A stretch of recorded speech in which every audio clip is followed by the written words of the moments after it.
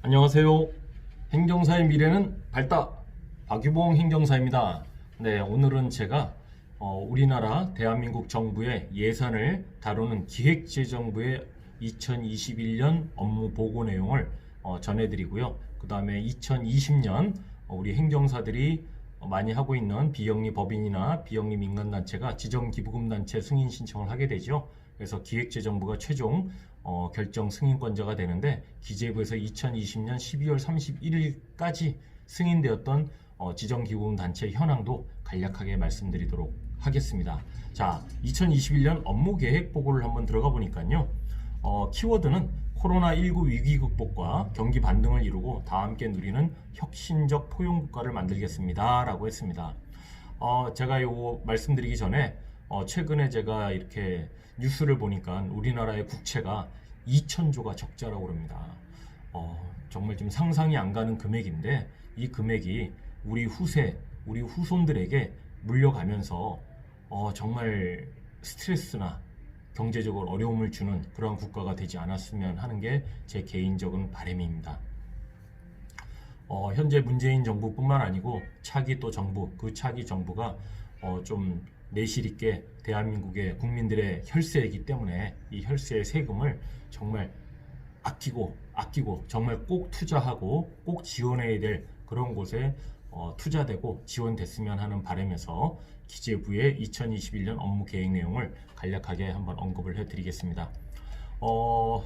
문재인 정부 들어서 기획재정부가 4년의 추진 성과 평가를 했는데, 이 부분은 저희가 매스미디어를 통해서 많이 들여다보고 있기 때문에 제가 이 부분은 통과를 하도록 하겠습니다. 여러분들께서 앞서서 잘 알고 계실 거라 믿고요. 그 다음에 혹시라도 4년간의 어떤 성과를 좀 보고 싶다라고 하시면 기획재정부에 들어가시면 2021년 업무 계획을 보실 수가 있습니다. 좀 디테일한 내용은 그렇게 해서 한번 확인해 주시고요. 2021년 업무 추진 여건 및 방향에 대해서 제가 말씀을 좀 간략하게 드리겠습니다. 일단 경기입니다. 대한민국의 경기는 성장세 반등이 예상되나 코로나 상황 관련 상하방 요인이 혼재하는 시기라고 합니다. 그래서 내수에서 봤을 때는 작년에 비해서 개선은 되겠으나 코로나 상황의 진전 속도가 관건이라고 했고요. 수출에 대해서는 글로벌 성장, 교역 및 반도체 업황 개선 등으로 회복세는 예상이 된다고 합니다. 그래서 위기 이전의 경제 수준을 조속히 회복할 수 있도록 방역 역량을 최대한 가동하면서 전방위적으로 경제 활력 제고 노력을 기묘히 하겠다고 했고요.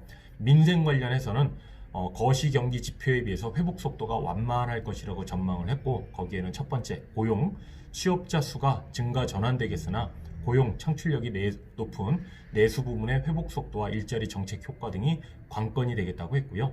분배에 대해서는 취약계층 고용 부진 지속 가능성이 우려되고 고령화가 심화되고 이거에 따른 개선 전환을 제약할 우려가 있다고 이렇게 했고, 공공부문의 어떤 적극적 역할을 통해서 고용 회복을 뒷받침한 한편에 사각지대를 좀 해소하고 포용 기반 강화 노력을 지속할 필요가 있다라고 이렇게 했습니다. 그 다음에 우리나라의 구조적인 측면에서는 포스트 코로나 시대로의 전환 및 인구, 가구, 지역 등 구조 변화가 가속화가 예상이 된다고 했습니다. 거기에 따라 첫 번째, 대외적으로는 비대면 디지털 경제 및 친환경 저탄소 경제로의 이행 등 시장 우위 선점을 위한 경쟁 본격화가 예상이 된다고 했고요. 대내적으로는 인구 충격, 11월 연속 출생아 수 대비해서 사망자 수가 늘고 있다고 합니다. 그 다음에 세대 가구 분화가 심화되는 가운데 지역 경제 공동화 우려도 확대될 전망이라고 했습니다.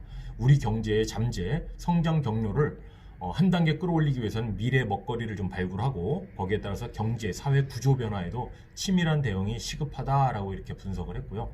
업무 추진의 전체적인 방향은 빠르고 견고한 위기 극복 및 경기 반등, 거기에 따른 다 함께 누리는 혁신 성장 및 포용 국가를 만들겠다라고 했습니다. 그래서 조금 더 디테일하게는 코로나19 위기 극복 및 리스크 관리 위해서 방역 강화 및 맞춤형 피해 지원하고요. 대내외 리스크 관리 강화를 하고, 빠르고 강한 경기 반등을 위해서 확장적 거시정책 기조 유지하고 투자 확대 및 소비 회복 등 내수 활성화, 해외 진출 지원 및 수출 경쟁력을 제고하며 혁신 성장 성과 확산을 위해서 한국판 뉴딜 본격적으로 추진하고 성장 동력 확충 및 혁신을 확산하겠다고 합니다. 친환경 저탄소 경제 전환하고 서비스 산업 경쟁력 제고 및 규제 개선을 하고 다 함께 잘 사는 포용 국가로는 일자리 창출 및 고용 유지 그대로 하고 취약계층의 고용 안정 및 사회 안정망 확충, 사회적 경제 활성화 및 공공기관 사회적 가치 제고를 하겠다고 합니다. 이 모든 것을 공공부문에 혁신해서 재정의 지속 가능성 및 효율성 제고, 국민 밀착형 국고혁신 추진, 공공기관 운영 효율화 해서 추진 전략으로는 3개 정도를 과제를 나왔네요. 면밀한 시장 모니터링과 선제적 정책 대응, 부처 간의 협업을 강화해서 관계부처 장관회의 및 TF 등 적극적으로 활용하겠다고 합니다. 세 번째, 소통 강화 및 국민 체감도를 제고하겠다고 했습니다. 그래서 2021년도 핵심 추진 과제인 코로나19 위기 극복 및 리스크 관리 위해서 무엇보다도 방역이죠. 방역 강화하고 맞춤형 피해 지원을 지속적으로 추진하겠다고 합니다. 그래서 전 국민 백신 무료 접종 2월부터 추진하고 있는데 지속적으로 신속하게 이루어지도록 하고 단계별 방역 인프라 및 인력 보강하고 거기에 따른 치료제 백신에 대한 R&D 투자를 강화를 하겠다고 합니다. 그 다음에 긴급 피해 지원 지속적으로 하겠다고 하는데요. 국고의 어떤 국민의 혈세가 정말 정상적으로 지원되고 정상적으로 운영되기를 바라는 그 마음 그거고요. 전반적으로 내용이 굉장히 많습니다. 공공부문과 관련한 거, 국민들의 어떤 혁신적 공공기관의 어떤 효율 부분 그렇게 해서 나와 있는데 제가 성장, 물가, 소비, 투자, 취업, 고용, 수출, 수입이라는 우리나라의 큰 어떤 위기 극복 및 경기 반등에 대한 어떤 이런 내용을 보니까 2021년도 전반적으로 이렇게 상승하는 그러한 분위기가 보이고 있습니다. 근데 이렇게 제대로 정말 금년 한 해가 혁신적으로 포용 성장할 수 있는지 지켜보도록 하고요.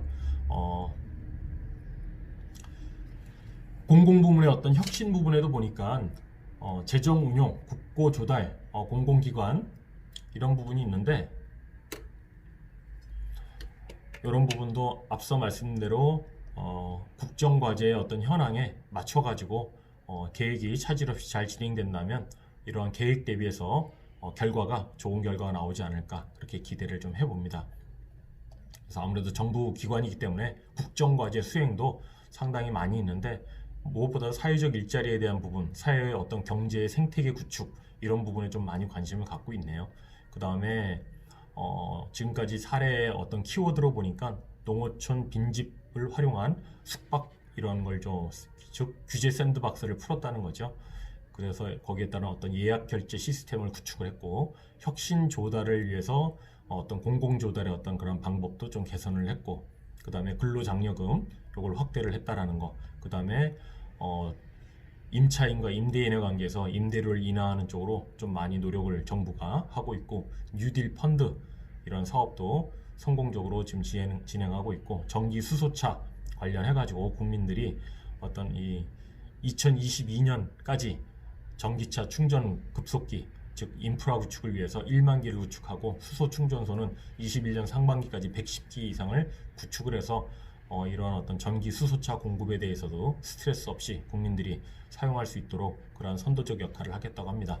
오늘 제가 기획재정부에 대해서 간략하게 좀 말씀을 좀 드렸고요. 다음은 제가 앞서 말씀드린 대로 기획재정부가 우리 행정사들이 비영리 법인, 비영리 민간단체일 때 지정기부금단체 신청을 올해부터 법이 바뀌었죠. 국세청을 통해서 법인세과에 하게 되는데 그 기획재정부에 최종 올리게 됩니다. 기획재정부가 승인을 하는데 작년 2020년 12월 31일부로 기부금 대상 민간단체가 총 74개 단체가 새로 지정이 됐습니다. 그래서 거기에 보니까 주로 경기민주언론시민연합, 광주광역시 희귀질환협회, 구미참여연대, 인권과 평화를 위한 국제민주연대 해가지고 대부분 언론, 시민에 대한 교육, 희귀질환자에 대한 어떤 가족들의 어떤 요구, 그 다음에 시민 각계각층에 대한 자발적인 참여, 그 다음에 인권과 평화를 실현하기 위한 민간단체들의 교류 이런 부분을 대상으로 해서 주요 사업 목적과 주요 사업으로 승인이 되었네요.